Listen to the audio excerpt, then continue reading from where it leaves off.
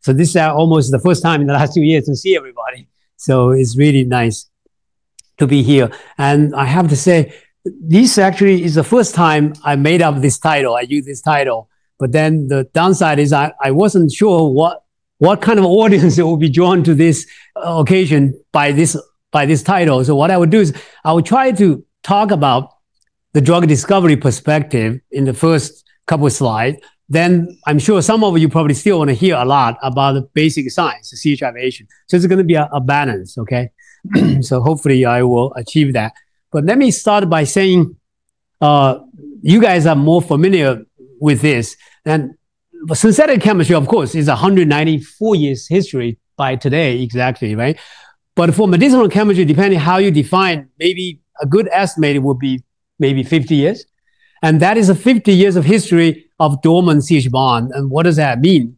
Of course, obviously, you probably are thinking, well, basically means CH bond has done nothing. We don't do anything to CH bond. But on the other hand, it's very interesting perspective from synthetic chemistry point of view. Actually, CH bond is a major contributor to any reaction that have been running in the 194 years, because they serve probably as a perfect protecting group if you view them as a functional group, except we don't see them. Because without them being protected, that you couldn't even run any reaction, right? Because if you want to do anything, they would be disturbing. So nature actually has designed it so perfectly well for you guys to exploit 50 years of medicinal chemistry to some extent. But then the question to ask is, if you want to go further, if you want to do something disruptive, if you want to create a scaffold, as I call it, novel scaffold that doesn't exist before, in a very shortened way, then, of course, this become a problem. They're too lazy, right? We have to wake them up, right? And that's what we do. 20 years ago, we started to do that. And the ultimate dream, of course, is, and as I'll explain to you, to really harness every angstrom level of chemical space. You need this molecular editing tool at angstrom scale. And the idea here is the freedom to modify a molecule at any site, in any order. And I'll explain to you, we're still not quite there yet, but I think we are, at least the first example just accepted by Nature will come out next week. We took a drug, basically the drug molecule scaffold, that we can molecularly editing 6 CH bond of them in a controlled sequence, 1, 2, 3, 4, 5, and then reverse them as well. And we call that as a moonshot, right?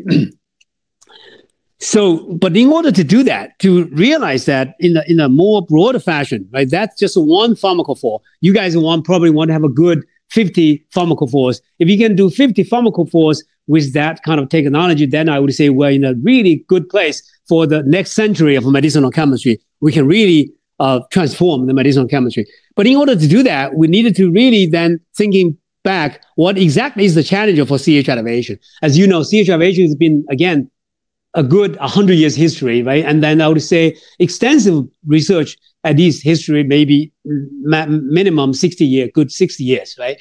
And mostly in the first, I would say 40 years, from 1960s all the way to 2000, it's all largely about alkane, methane, CH functionalization. And to some extent, I think there was a huge misconception or perspective that, that is the holy grail, is to activate a methane or alkane CH bond. But actually, that almost has nothing to do with what synthetic chemistry wanted it to do, because that is really not what he wanted. What he wanted is really to take simple, already functionalized molecule, simple starting material, aliphatic acid, amine, ketone, already a function where every CH bond now is different. And can you selectively functionize some of them and then create a scaffold that be a pharmacophore or be a bifunctional or trifunctional for protein degradation or for a kinase inhibitor, right? So in order to do that, that is the first challenge, is how do you then achieve the reactivity? Because most of the time, people just take a pyridine or take a strong nitrogen atom, okay, then they will direct CH aviation. But that is never going to be impact the field in the long term. What you really need is take simple substrate, like ketone aldehyde, that you can do organocatalysis with that, but that's alpha enolated chemistry. That's not what I'm talking about. I'm talking about gamma delta, even more, longer. And how do you take aliphatic acid and create wider range of scaffold? Beta lactone, gamma lactone, delta lactone, whatever you want, even macrolactone, can you do that? And I will show you all of that is been made possible by our laboratory now. And of course, once you start to do that, then immediately you worry about site selectivity because you have so many CH bonds.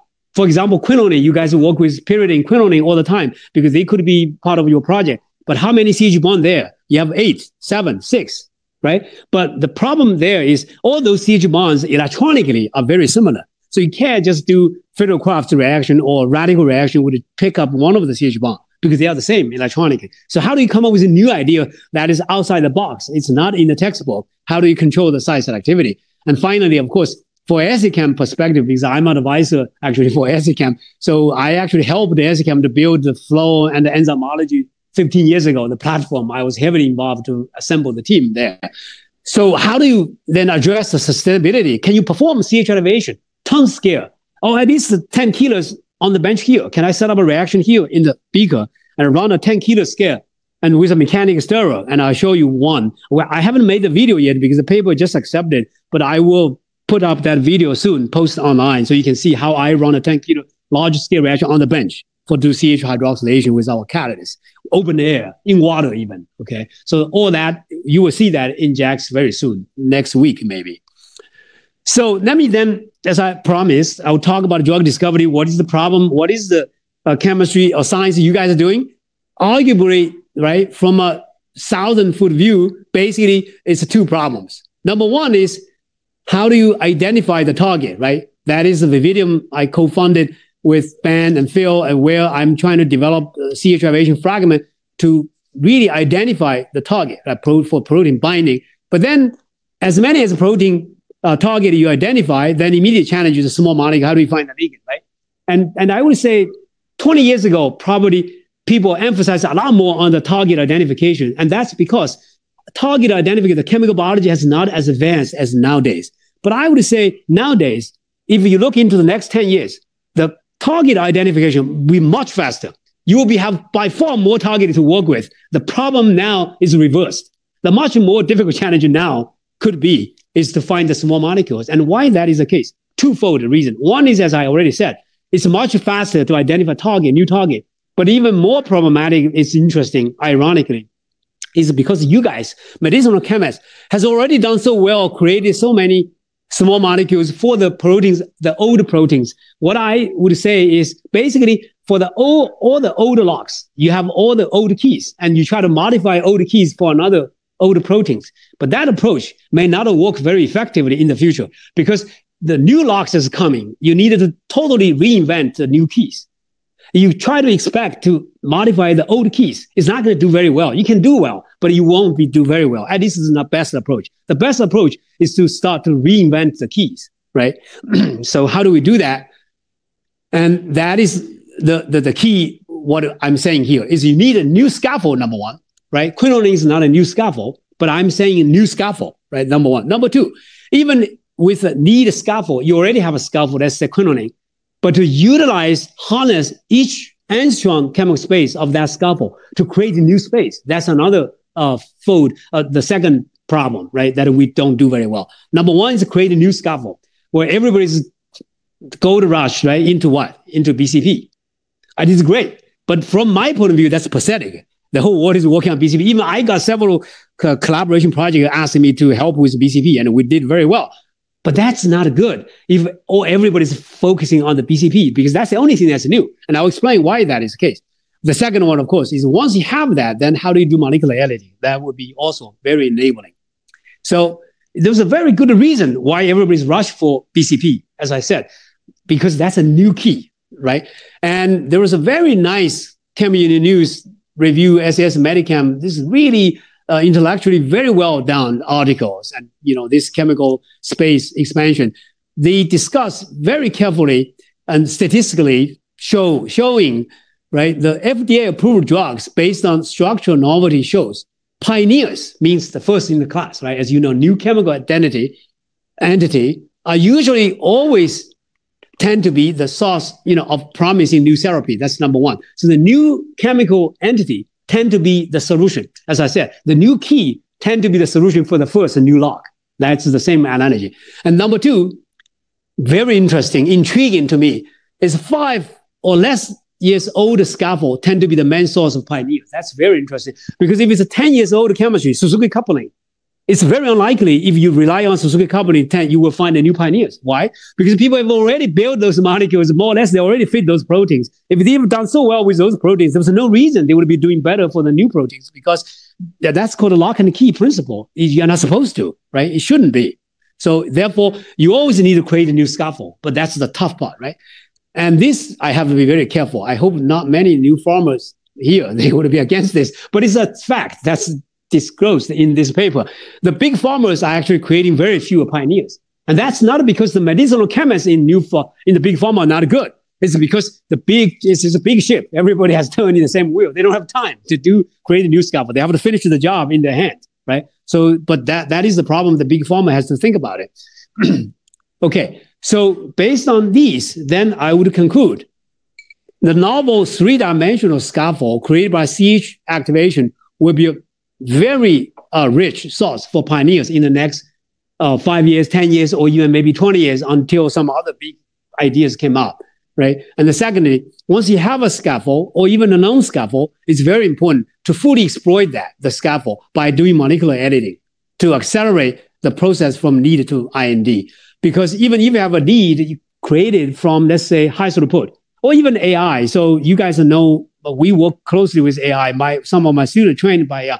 Okay, they quite often, what they do is they can create a lead just like high throughput. But the problem is, after you create that lead, you're still going back to the old chemistry. You don't have anything new to that. Of course, why they would? They are just using known chemistry to create that lead. But after that, how do you optimize that? They don't have something I call wide-in chemistry. And that's why the scaffold created by CH Aviation library would be different. Because when CH Aviation create that scaffold, we already have the wide-in chemistry to do the medicinal chemistry to follow, to create the chemical space, to go along with it. And that's AI, high throughput, no matter what, the chemistry, even fragment-based drugs doesn't have, okay? And that is the advantage of the CH Aviation idea. And here, I just list something that you're very familiar with. And I have to say, this technology has been very helpful to the drug discovery industry. Fragment-based drug discovery, of course, my previous mentor just passed away. Chris Abel was the pioneer when I was a student there. And he was a pioneer of that idea. And diversity-oriented synthesis has also kind of promoted the medicinal chemistry, I think, to a great extent. And DL library, of course, Richard Lerner, we worked with Richard Lerner, has been very inspirational to create library to help the classic traditional high throughput, right, screening to create the lead.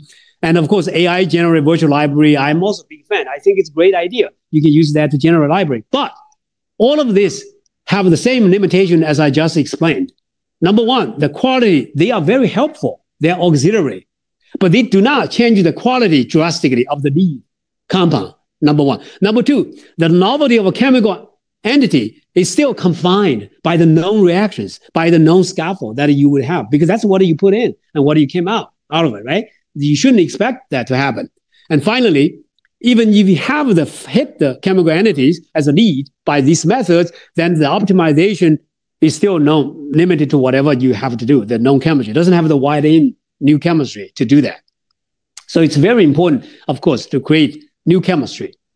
But to give you another perspective, right, even more fundamentally, if you want to create a drug molecule with a special space or special key that would fit into a chemical space of, let's say, particularly for PAM or NAM, right, or for the negative allosteric modulator or positive allosteric modulator, it's very sophisticated, quite a multiple contact point, and the distance are all different. You're going to create that architecture, right? You really don't want to design that molecule when in the piece of paper you already have a window or have a piece of tree here. Then I tell you to start to design that. You will be hugely limited. You will miss it'd be very hard to design the ultimate, the perfect molecule for that. What you really have to start is from nothing, right?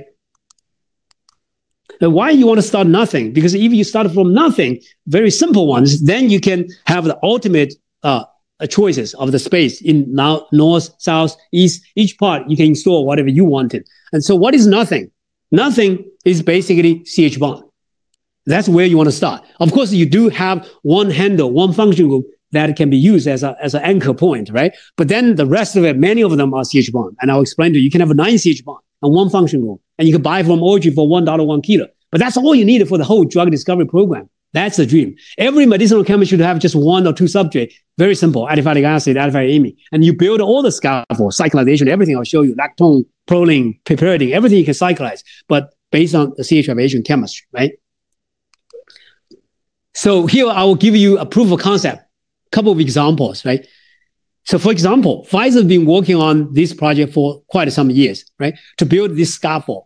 But then the question is, you needed to build the scaffold very quickly from very quick, simple starting material, almost nothing, like a benzoic acid. If you can start with benzoic acid, that means you can build all the chemical space from here. You can buy easily 2,000 benzoic acid. But the key is how do you break that CH bond, create this scaffold, the lactone intermediate. Once you have that, then these are one part, okay? These are one part, two-step, and then going to this molecule, and they hit a nano level, effectiveness of the PAM, right? And that, as you know, the PAM is one of the holy grail for modern medicinal chemistry. But this just show you by doing this kind of CH-aviation unique position, you can create a scaffold very quickly, right? And this is all to do with the potassium magic to do this very weird lactonization chemistry we came across 15 years ago. And here is another example, systematic collaboration. I don't know anybody from Vertex here? Anybody? You see here, it's interesting, right? Because Vertex, they did very well with us, systematic collaboration, but maybe now they are not doing CH-aviation at all because they are busy with other projects, right? Because the big pharma, you have so many projects to work on. But at this point, they really was in trouble, stuck with this project, the sodium channel project, for a long time. And they started to collaborate with us. Largely, I would say, give credit to Dean Stammer. Some of you may know him, very talented medicinal chemist. And he started to collaborate with me, and we build a chemistry, develop a CH-aviation, build a library of this THP, this kind of furan, pyran. And at that time, seemed to be a little bit laughable to do this chemistry. Even we couldn't publish this paper in Jackson and Gavanti because people thought, this kind of molecule would never be a drug, right? Because they will be metabolized easily. But that's because you don't have the molecular editing tool to block the metabolism. If you block all the CH bond by sterics, electronics, then you shouldn't have that problem. And if you do chemical informatics of chemical space, that's completely unexploited. When people use it, they have to build this complex natural product, tetrodotoxin, right, for ion channel. But that's never going to be medicinal chemistry, right? So medicinal chemistry, you use the one anchor point with the oxygen binding to the sodium channel, but then you need to build the rest of it, right? So these turns out to be a holy grail, right, target. And within not 2 years, it's been 5 years, I think, since we started as a 5, but now it's already finished phase 2. And that's the first in the class. And it was big news, right? You can see the stock market. If you look at the stocks of Vertex, it went up hugely because of this phase 2 result. And that's a holy grail for drug discovery. And you can see exactly from this small library we built from the THP, which nobody thought it would be possibly a drug, right? So now, those are just one of many examples. I can show you many other examples in the literature, but I will just tell you overall, as you all know, Lipinski's rule, right? One of them, I think, is how many rotable bond? I can't remember, was 3 or 5? How many? 3 or 5? Yeah, that's 5. I don't remember. But what is important to me is you tend to have would you agree? Most of the drugs have some sort of a ring structure, right? If you think about, aromatic, sp3, whatever is definitely favored because of the Lipinski's rule, right? So how do you make those ring? Can you change the scaffold, create completely new disconnection to make those ring? Clearly, it's going to be important. So what is the problem? Right? I'm sure you guys will come up with many, many ways to make the rings, those rings, and that's what you're doing. But why I think it's a problem? Because the problem is, how do you build that diversity? The thinking, the fundamental thinking, the chemistry that is available to you is limited. Number one, if you look at a classic chemistry, inorganic chemistry, what do?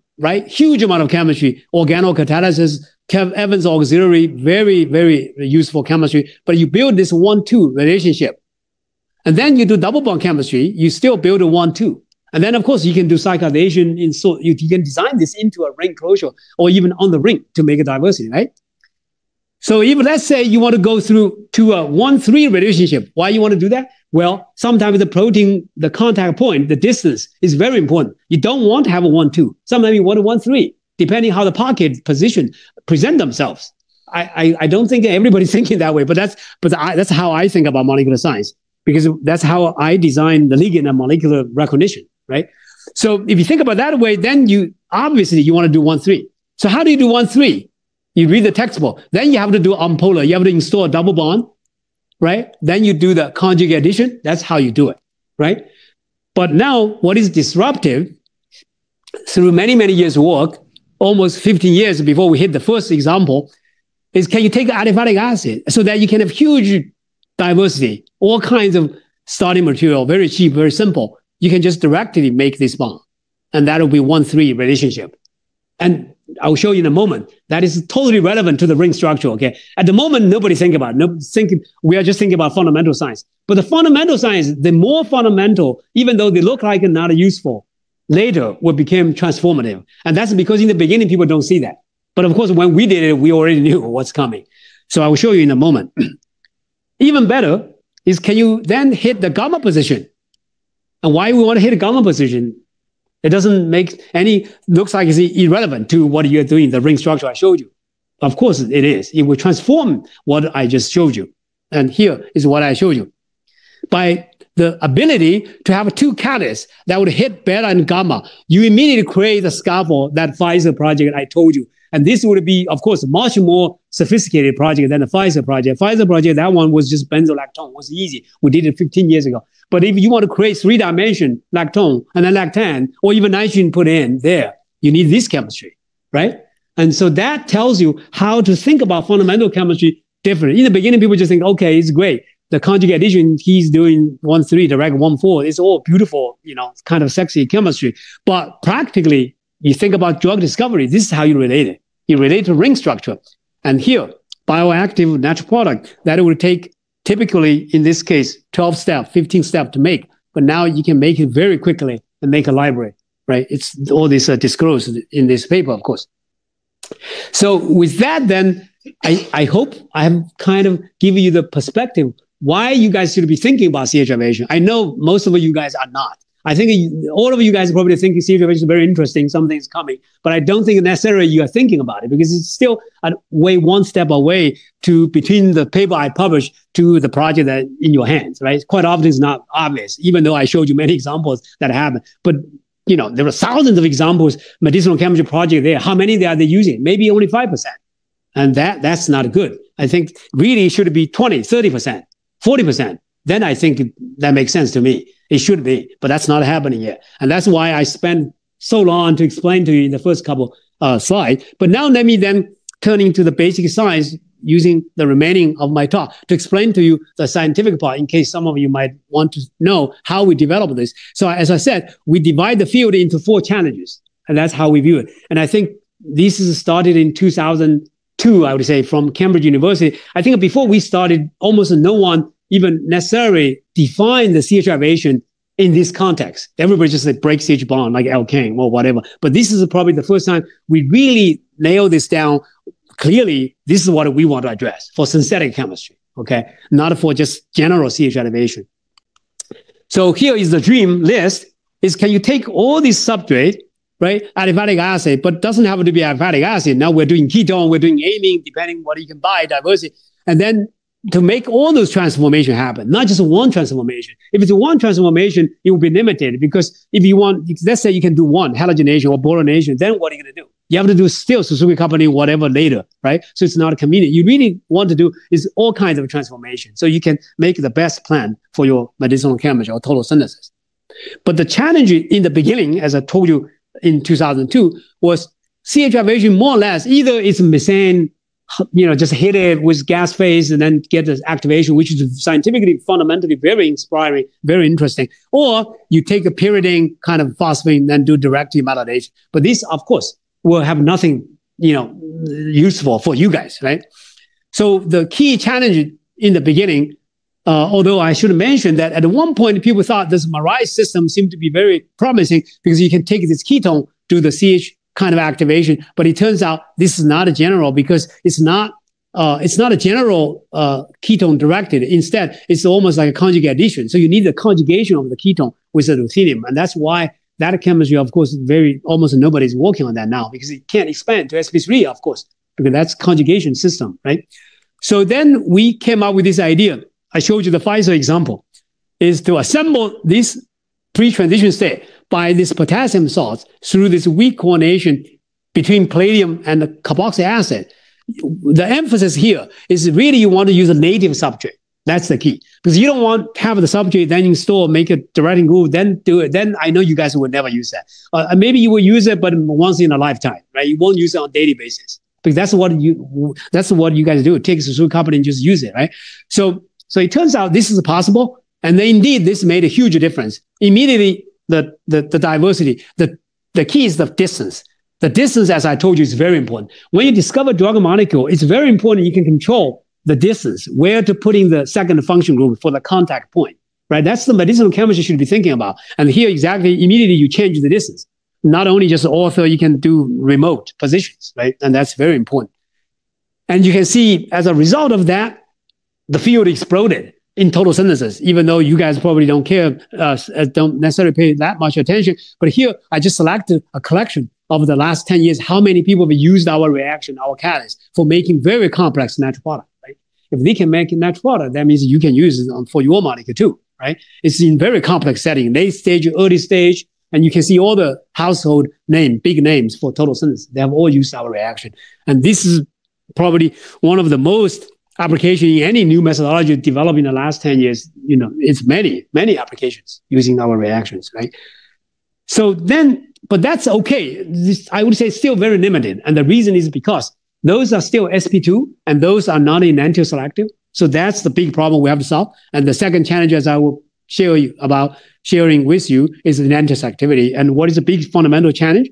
The fundamental challenge is, as we know, the two Nobel Prizes has been given to the asymmetric catalysis, which is really nice for organic chemistry. And I hope they will give more to asymmetric catalysis. I think still, I would argue there are still a few leaders in the field of asymmetric catalysis deserve a lot of credit, in my opinion. But the bottom line is what they do in a uniform way is they take a flat molecule here, a double bond, then they create a three-dimensional, right, turned into sp3 center. That's how you distinguish the pi phase, the psi phase. But if you're dealing with CH derivation, you don't have that advantage, that luxury. You're dealing with, you have to start with a tetrahedral carbon center already. It's free rotating. And then how do you break that symmetry? And that, if you think about, I'm sure most of you have been going through the basic classes, asymmetric catalysis, then that's just, we don't have a good stereo model. And forget about how do you combine that with a tough CH bond. It's just nobody knows where to begin. And that's probably why when we started in 2020, 21, 22 in Cambridge, if you search the literature, you have nothing to cite, to read about, because nobody's talking about it even. So we thought, oh, okay, this must be a good problem, even nobody's working on it. So, and here again, the big inspiration is how do you, the first challenge, if you are familiar with asymmetric catalysis, you know from Barry Sharpless, you know, to do a good asymmetric catalysis, the first step is to avoid the background reaction, right? And that's interesting. That means in this case is how do you stop the CH elevation that the field has been doing for 50 years? You have to stop them. If you don't stop them, that's a background reaction because they don't have any ligand. The substrate, right? The pyridine oxazolines, Smelly, Sanford, Delgrouris, myself, made a Tanu in the early days. It's a stoichiometric ligand, basically. It's a stoichiometric reaction. It's not catalysis. It's kind of a catalysis. But in terms of substrate, it's stoichiometric because the stoichiometric substrate is the stoichiometric ligand. And the ligand is a part of the catalyst. And people don't think about it, if you think about that. And that's fundamentally very important that people are confused. So because you don't have that understanding, that you can never go anywhere, right? So the question is, how do you stop that? So in order to stop that, we decided to study this, right? We study this reaction very carefully in terms of stereochemistry.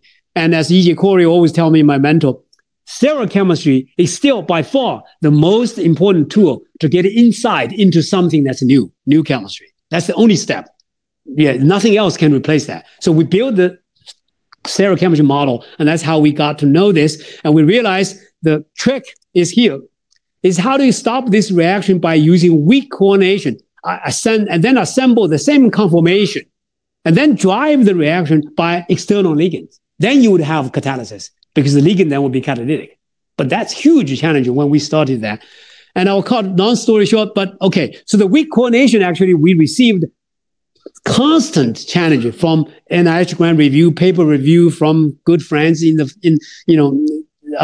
field is nobody was really convinced for a good 15 years whether we really did weak coordination direct the CH elevation, right? Whether it's really palladium coordinate to the carbonyl of the carboxylic acid and direct the CH elevation. It seems like too good to be true, right? But we propose that anyway, just every paper we propose that, but nobody's buying that. And the ultimate evidence finally came out in 2019, I would say, by, Paul Hojong. And we designed this substrate deliberately to set up this only weak coordinations available, and it's twisted out of the plane. So that got to be very weak coordination because you're not even sitting in the same plane. And yet that can direct sp3 CH elevation and perform a Heck coupling reaction that even Heck cannot do, right? If you have a halide there, if you want to do Heck for your medicinal chemistry, you can't do that. It won't work. Okay, but now it works, right? So this tells you, indeed, this is the ultimate proof that a weak coordination really is coming to the field. And it's going to be a major, driving force for the field. But what is most important is once you have the weak coordination, then you can really develop ligand. And the first ligand we discovered, of course, is this bifunctional ligand we call. Why it's called bifunctional? Because this ligand is not just coordinate to palladium as a chelating ligand, stabilize the palladium, assemble the subject. In addition, they play a crucial role is the ligand is involved in the CH cleavage step. And they would isomerize, cleave that, become an imidate. Here I didn't draw. They would cleave the CH bond, and then this should draw come off to imidate, form an imidate, right? And then you can isomerize back to the product, and then you can create an open site for Suzuki coupling, Heck coupling. So this really wide open the field because you suddenly, for 50 years, for the first time, you have a bifunctional ligand that can catalyze CH activation and control the stereochemistry all the way to 99% EEs. Right? So that was 2008. Although the first observation was actually in Brandeis 2006, but it was like a 30%, 40% for 1 or 2 years until in Scripps, then we finally hit 99% E. Then I know the field is going to change because of that discovery.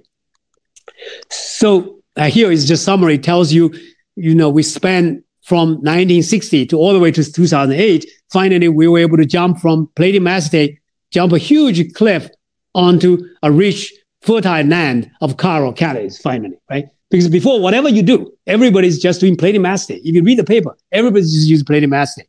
And it's catalytic, but it's not really, as I explained to you. But now you jumped over, you have a chiral catalase, like a Barry Sharpless epoxidation, right? Epoxidation has been always using osmium or whatever, right? But then Sharpless finally discovered the ligand to accelerate. And that's the key.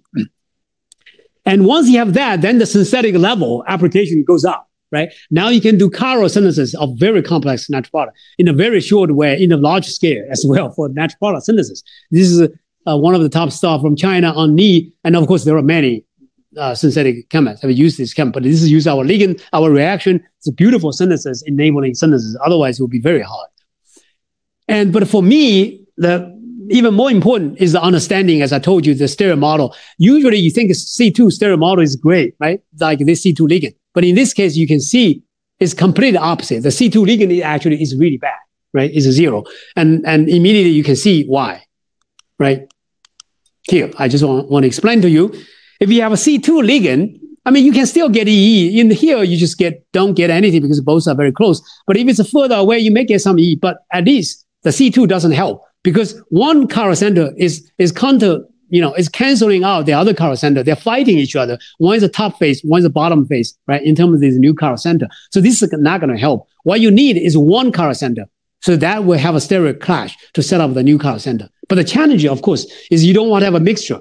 You don't want to have a mixture of both. Then you would still get racemic. So how do you control the regional isomer of these complexes? That became, right? But as we said, to solve the problem, the first thing is to understand the problem. Once you know the problem, you're already halfway through to the solution. But if you don't know the problem, you're just randomly screening like AI doing sometimes, I think that would take a longer time. It would take a lot of time and maybe you never find the real solution for big problem at least, right?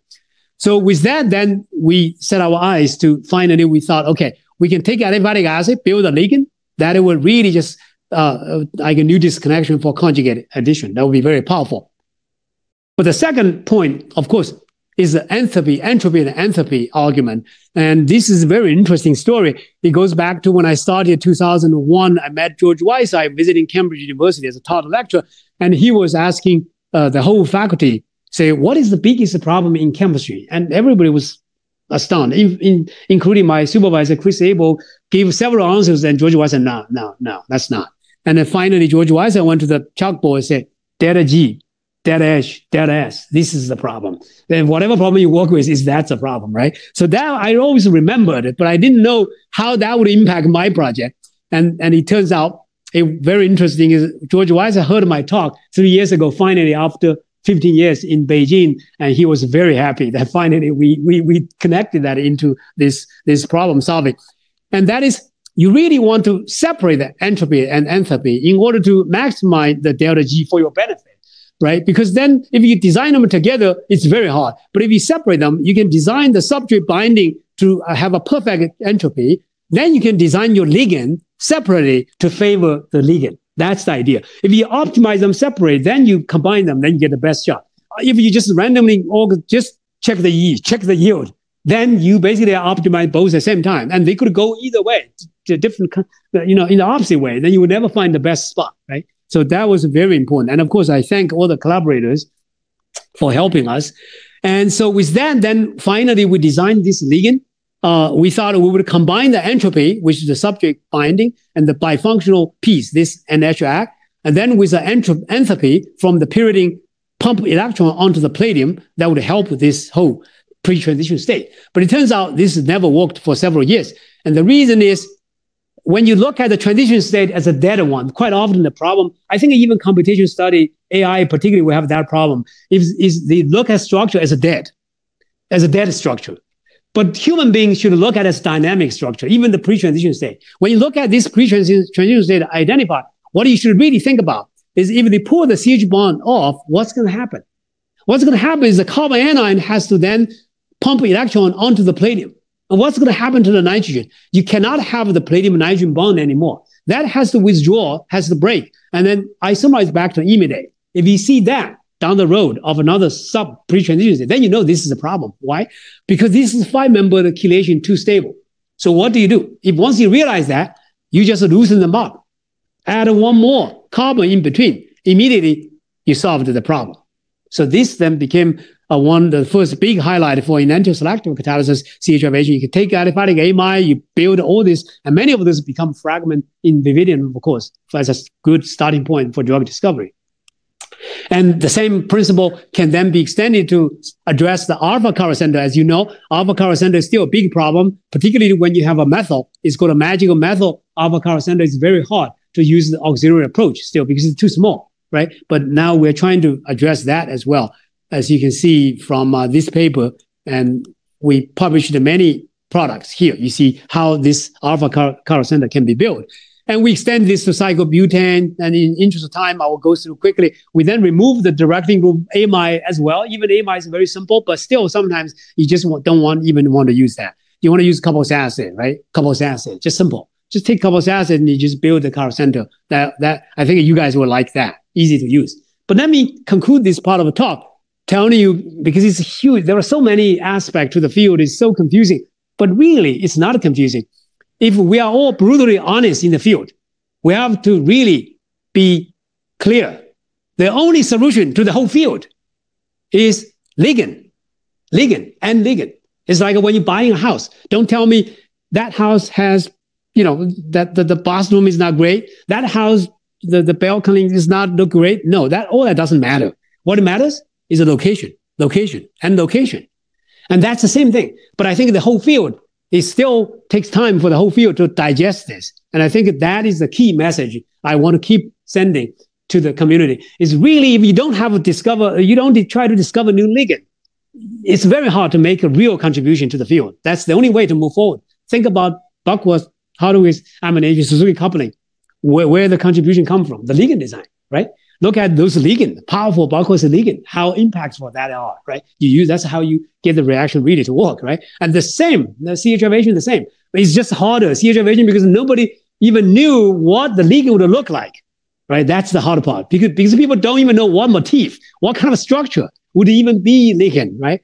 Certainly phosphine pyridine in the beginning, nobody thought that what kind of structure, right? That's the hard part. But I think now it's getting better. We have these 8 classes of ligand have demonstrated extraordinary power for CH elevation. And maybe this will provide some hints for further development. And I'm sure the field will discover even better ligands, right, in the next 5 or 10 years. So with those ligands, then really amazing transformation can happen. Can you imagine take the aliphatic acid like this, just make the beta-lactone? Even that enzyme to make that still has not been discovered, right? Because I was an enzymologist. Everybody was trying to chase the enzyme to do that. But so far, not a single enzyme has been discovered to make that. Because people have found that stepwise, dehydrogenation, hydration, then lactone, beta-lactone, but not a one step, okay? And that's amazing. Even Lululemon called me the other day, asked to collaborate. I said, Lululemon, who's the Lululemon? What are you guys doing? You know, drug discovery, I've never heard of it. They said, oh, we don't do drug discovery. We provide all the best sports clothing for Olympics, you know. So I thought, what is to do with my chemistry? They said this beta-lactone turns out to be the best intermediate for polymerization for make polyester for their clothing. So hopefully the whole Scripps student will be wearing Lululemon soon.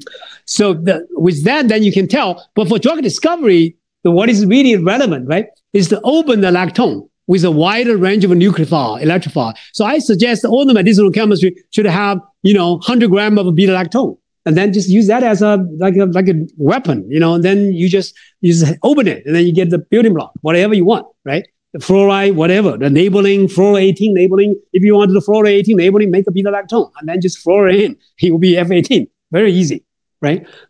Okay, but next challenge, of course, is one more step, like enzyme. Can you do gamma and delta? And it's also very interesting in enzymology, when you talk about the site selectivity, I think everybody's inspired. But I think we are intimidated almost. When they talk about enzyme, they treat enzyme as God. When they talk about, they try to make it so sophisticated. Wow, such a complex binding side, this binding point, that binding side, multiple interaction point.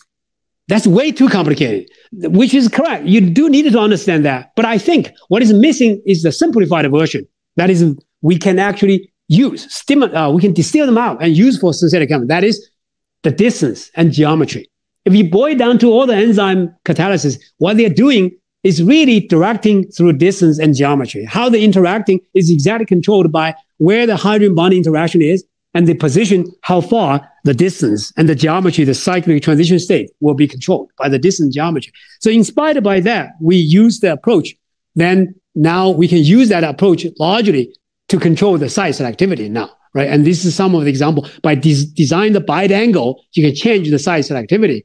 And particularly in this case, you can see the bite angle changes, and then the distance, the binding, the energy of the palladium changes. Then you can go for 6-member or 5-member. You can control the site selectivity, right?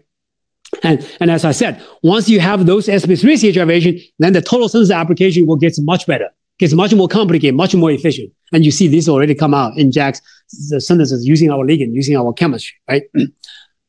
And this then relates closely to Breslow's dream, of course, the remote CH elevation, right? When the CH bonds are even further, far away, 10 bond, 12 bond, 20 bonds away, how do you then control?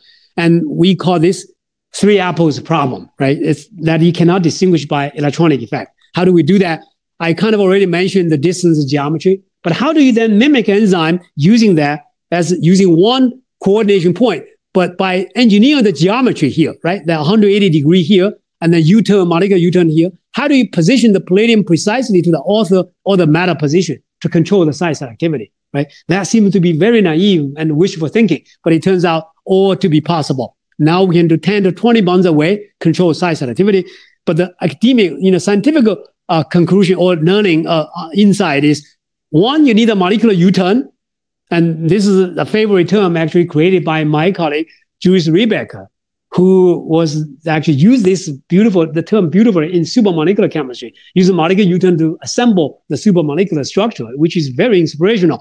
But we used it in a very different way, of course, right? And it's very interesting. You can do 10 to 20 bonds away.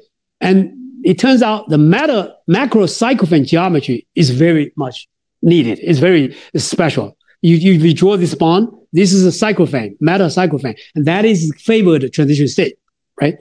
So with that, then you can think about using the covalent template directing and move on to do catalytic right? You can have a substrate, your drug molecule here, and you hope you have a ligand scaffold that will bind into the metal, and the other side of the ligand can recruit a Lewis acid or some hydrogen bonding interacting with your H cycle drug molecule, and you can cleave the CH bond remote site selectively, right? And that's all well published. But the example just came out in Nature Online is this example, my favorite. I call it really a dream. We call it Apollo 17 nan on moon. That is, you take a quinoline, have 8 CH bond. How do you add them, each one of them, step by step? But that's fine. But the real challenge, even more difficult challenge is once you've done that, how do you reverse the challenge? How do you have a different sequence, right? Let's say you have an enzyme, you can do the selectivity with carbon 3, carbon 4. But if I tell them to reverse, then they can't do it. Right? Of course you can't. If you select for that one, you're not going to select for this one. But how do you design a catalyst to reverse the selectivity? That's even harder. But nevertheless, you can do that now. You can take a quinoline, you can build this drug discovery, the scaffold for drug discovery. And finally, let me just show you the future, right? And I call Cross River Project. Why is Cross River? Because when you have aromatic ring, you can edit all the CH bonds. You can either through electronics, maybe ortho or meta para Friedrich-Crafts, or using our directing strategy, because you have a rigid aromatic electronics, allow you to control some conformation relay. But what is really missing, going back to the beginning, scaffold, new scaffold, is cyclohexyl. If you look at this as cyclohexyl, everybody think, well, that I know that molecule. It's very easy, can buy. But you're not using that as a scaffold like a BCP, you're using it because you don't have chemistry for that. How do you do that as a scaffold? Nothing, right? So what we can do now, what do we think about doing it, is if you can molecular editing all those CH bonds, just like you treated with a ring, I think these potentially will be replacing or even better than all the aromatic drugs you have been developed. Because you have a very interesting, like a flat, between flat and sp3 for the conformation, the fluxional conformation, the chemical space, much more sensitive, much more selective, okay, and much more interesting if you can do that. But of course, this is like transannular, right? How do you can hit that CH bond, but how do you hit that CH bond? Even for cyclobutane, how do you hit that CH bond? That seems impossible, right?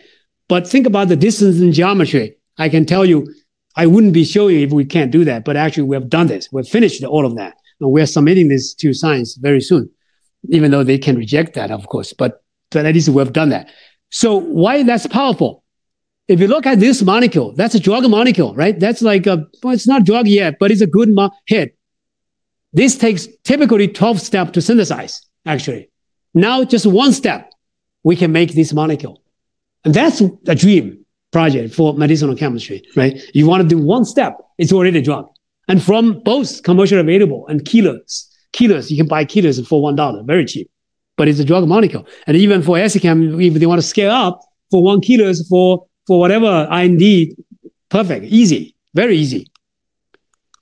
And of course, finally, I just want, because this is Essichem lecture, I have to really talk about sustainability because all their interest is ton scale, right? So I will talk about ton scale. So for ton scale, number one, you want to use oxygen. So that was a dream. So we were able to do that using this, what we call tautomerization design. The ligand has 2 forms. One form for CH elevation and the other form for oxygen activation. Okay. So you can tautomerize through the ligand design. So I will just show you the result. You can use oxygen to hydroxylate the CH bond here. These are all drug molecules. You can take those drug molecules and just hydroxylate them with air, just bubble oxygen through, right? But I have to admit, these are not for ton scale. These reactions are not efficient enough to be able to do ton scale because the catalyst loading too high and you still need 1 atom of oxygen. In the end, you need 10%. You needed to use 10% oxygen. Then it's safe to do ton scale, but you can't do that. So at the moment, how are we going to address that problem if Essichem want to do that? So we have another project. Finally, we can use aqueous hydrogen peroxide. Actually, aqueous hydrogen peroxide has been scaled up to ton scale, left and right. Even Essichem have done large scale with hydrogen peroxide in water. But the challenge is, how do you do CH hydroxylation with hydrogen peroxide in water? Water is a problem, right? 30% of water. Number 2, hydrogen peroxide is by far more reactive than CH bond. So your catalyst is oxidative. They're going to decompose hydrogen peroxide, right? And mass sigma told me he worked on hydrogen peroxide for Wacker oxidation type. He said, "You're crazy to be thinking about that, even try to get that to work. That's never going to work." Even though he's trying to say it in a way to encourage me, probably, right? But of course, he has experience. That's a nightmare for him to get hydrogen peroxide to work. But guess what? By ligand design, this paper just accepted. This is probably the easiest paper ever get accepted by JACS. We sent out, and 5 days later, they said accepted.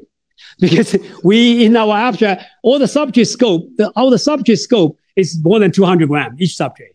And we have 100 subjects. And we can easily scale up to kilos on my bench. Okay. And you can just run this reaction. This is 500 grams. This balloon, you don't need it. It's just put on just in case they say something, evaporation. So you don't need it. It's just an open beaker. And we can have a mechanical stirrer or even just a very simple stirrer. And after this reaction finish, you crush out a crystal. And then you run this reaction again for another 5 times. The catalyst never dies because the catalyst is still there. The ligand, look at the color, right? This is the finishing, the reaction finishing. The color is like a bronze. That means you never have palladium zero crash out. And so people quite often ask me, "Oh, do you have to worry about palladium contamination with drug molecule?" And that tells you, if you don't crash out with the palladium zero, actually this is perfect. So we immediately did a Chem Plaza test for palladium contamination for this drug molecule. This is drugs, right? We have nothing. Totally below the level of the requirement for drug discovery, right? Because it's very clean. The catalyst is still bound to the ligand. They just keep going, right? So this is my dream. If you remember the Sir Comfort's quote, a good reaction is that you can run the reaction in the disused bathtub and with one person. Just dump in kilos starting material and drain out the product. That's a good reaction. Right? All these concepts, green, whatever this and that, as Grubbs always say, whatever the concept people come up with, in the end, is either the reaction is good or bad, right? If you need a dry box and you need 10 people to run a reaction, that's not a good reaction. A good reaction is just to run very simply on the bench. That's a good reaction, right? Okay, but again, the conclusion is ligand, and the ligand. Without ligand, you have nothing, right? So finally, let me thank the collaborators. Of course, the field is taking off, and we are collaborating with many great scientists over the world, many countries. And for drug discovery, we also obviously we're collaborating with Ben Cravac, chemical biologists, right? And Jeff, Stuart Schreiber. Recently, we're talking about another company, and we are extensively collaborating with drug discovery companies, of course, and Vividium, of course, and Blackthorn, of course, I was part of it, doing really well. And finally, of course, most importantly, is to thank my coworkers, great students, great postdocs. It's just a luxury to work with this outstanding group of colleagues. And I should first thank, of course, also the funding agency and particularly industry sponsors. And the industry sponsors is not just to provide the funding, they also provide a very good problem that's real. It's real in their hands, and you try to solve it. Then that really help us to define our program, what problem, what challenges we should think about. Maybe that's why our research project is a little bit different from the rest of the field, because we are constantly connected to the drug discovery. So we always try to work on the problem matters to drug discovery. And as you can tell, these are the projects we've been working on, and the drug discovery is becoming ever increasing part in my laboratory. So now we are kind of more ready to directly be involved in drug discovery program. And finally, I want to thank you all for listening. It's great to see you guys after 2 years.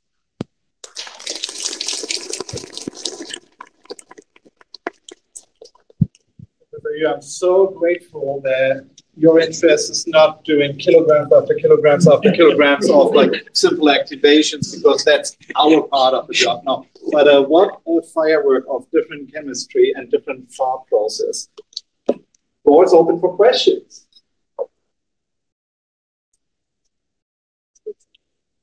To help with adoption of the catalysts by medicinal chemistry, what typically helps is kits, or what Buchwald pretty much distilled it to 3 catalysts, one for Suzuki, Yeah.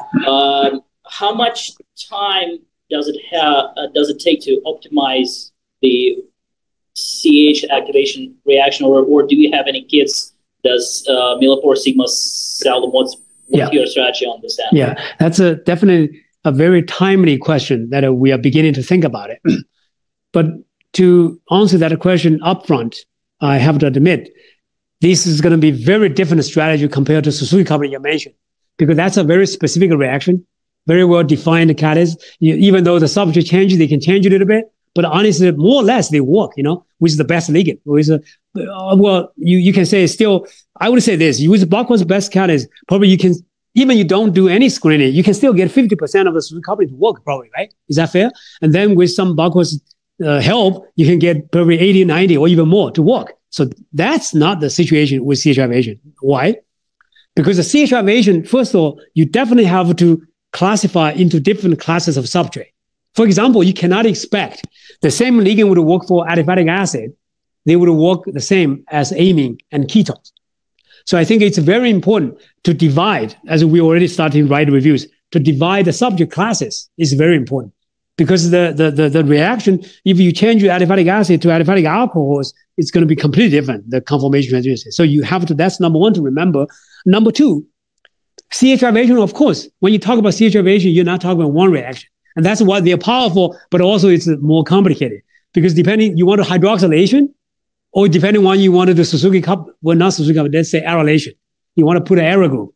That's a completely different problem. So you cannot expect that you would use the same as a Suzuki coupling, right? So that is a two side of the coin. On one hand, you think, that's complicated, then I don't want to use it. That's one side of the feedback. On the other hand, you would say, oh, this is great because I can do many other things. I can do many things depending what I need. So I have to say that maybe is stopping your question or concern is exactly maybe prevented the quick, absorption of this methodology. But I think eventually what happened is by us getting more involved and helping writing more manuals, and also build like the top catalyst of a platform. So people can sell another one catalyst. Typically, so like a BMS, for example, would build a platform for them. So they have the top 10 catalysts that everybody can just sample. And each catalyst, they know what subject works for each catalyst. So they have access to that in the process team at least, right? So when they screen, they just screen the top 10 catalysts for whatever subject they're doing, right? But you are right. That is a little bit complicated because in a way you're a little bit too ambitious. CH aviation is supposed to cover every different subject, right? And different point to beta, gamma, right? And also different reactions. So inevitably, that is a challenge. But to make it simple, maybe we can also pick up one or two that most common disconnection and then say, hey, this is the catalyst. This is the subject you should always use. Let's say the beta substitution, the aliphatic acid for beta CC bond formation. We could just sell this one catalyst. Say this catalyst for whatever aliphatic acid you're working with, it just make a CC bond here. This is the catalyst. So that's possible. But we haven't started to do that yet. Yeah, remember the 8 class of catalysts, the best catalyst is the last 6. All of them came out just this year. So we are barely have time even to try to tell everybody yet. No, it's just published, but we haven't. I don't think most of you probably haven't even seen it yet. But you're right. We needed to think about that. How do we help the uptake?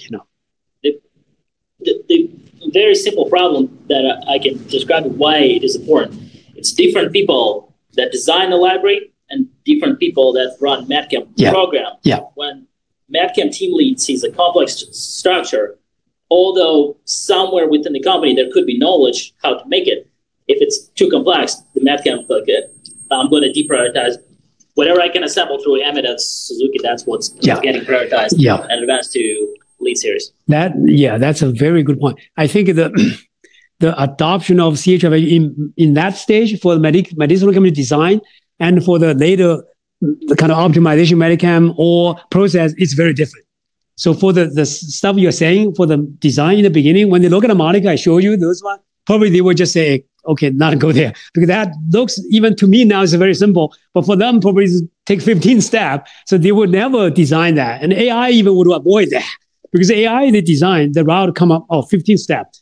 Forget that, right? So that is a problem. So yeah, that's a good question. I don't have a good answer to that question, I have to say. But one way is, of course, is to start my own company soon to really use that, demonstrate it more and more, right? So Vertex, Pfizer, they have done that. So I thought that's just like a sporadic, not enough for me. I mean, in terms of making money, it's enough. It's great. It's $1 billion. But in terms of doing my chemistry, promoting my chemistry, that's not enough.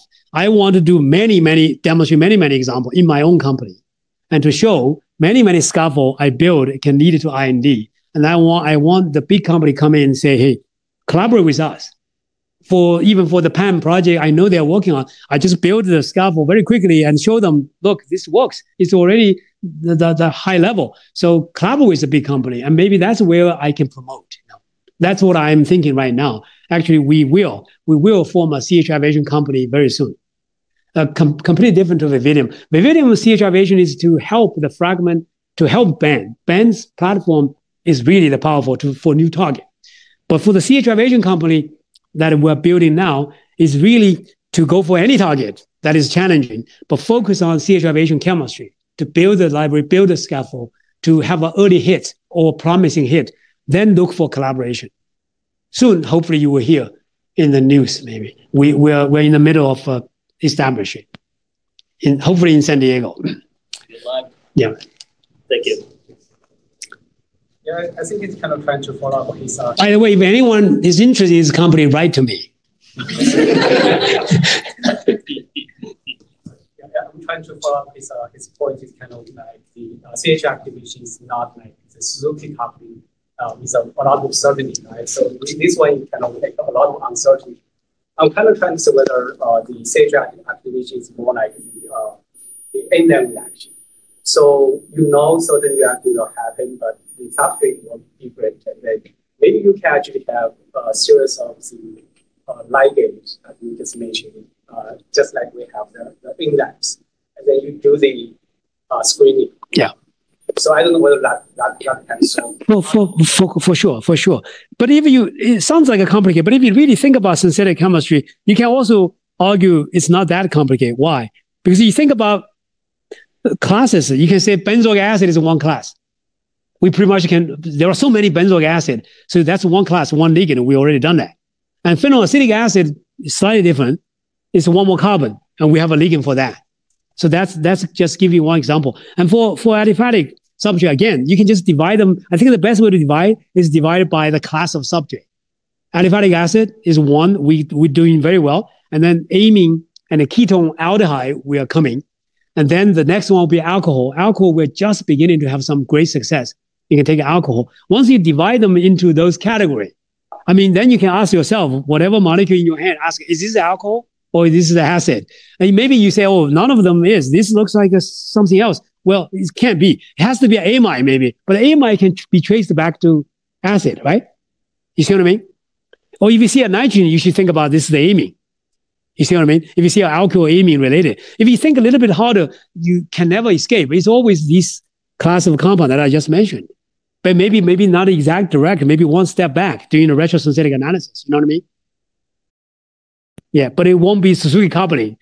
And probably that sort of concern, what you're asking, is exactly what is going to stop the industry for a while for the quick uptake. But I think the only way to do that is probably we should do something to help, make it readily available, write more manuals. Like Steve Buckle spent a lot of time to help you guys, right? How to use these catalysts. And I think the one powerful way is to build your own company, to demonstrate. Like the Vertex, right? I mean, Vertex, that took up I think that idea, we try to build a library to how many companies I talked to at that point. I was asking for $500,000 and nobody wants to give me because they didn't think it was interesting at all, right? But looking back, that's well spent money. Now in the end, Vertex, of course, gave us a lot of support, but that's just CH Aviation, right? But it's not obvious that you would make the libraries that way. Yeah, but I guess anything new, it will take some time. Anything new always takes time for people to digest. You, like us here in San Diego, us here in the biotech vector, ASMChem is new to you, so it will take time. We do know that. However, you mentioned alcohol, and we should think about alcohol. Right. The bar is open. We're going to post in a non-yet existing, but soon to be existing YouTube channel from ASMChem this lecture and the series of science over time. So you will have access to it. We have your emails. We're going to distribute once it's online. And there are many more questions, but I think with this hot weather, cool drinks, a little bit hors d'oeuvres, and having a good time, and starting the network and starting the rumble about science is exactly what we read now. And thank you again, Professor Yu. Amazing.